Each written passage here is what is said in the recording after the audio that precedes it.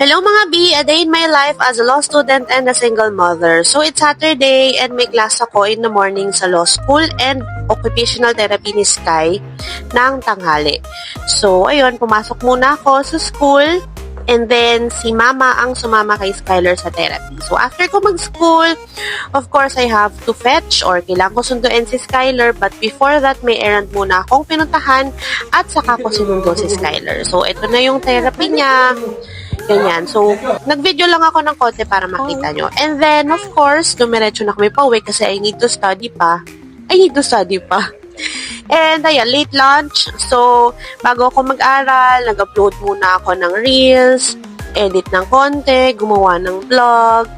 So, ayun, pinapanood ko rin yung mga vlogs na ina-upload ko, you know. So, after ko medyo mag-aral, nakipaglaro muna ako kay Skylar ng konti, syempre para magpahinga.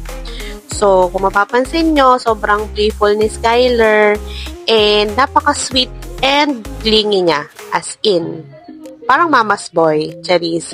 So, ayun, ang happy ko naman ngayong Saturday, kasi good mood din naman si Sky, and laro-laro lang siya. And then after that, dinner, and then nag-TikTok kami, and then mag-aaral na ako ulit. Hanggang madaling araw na yan. And midnight snack! Bye!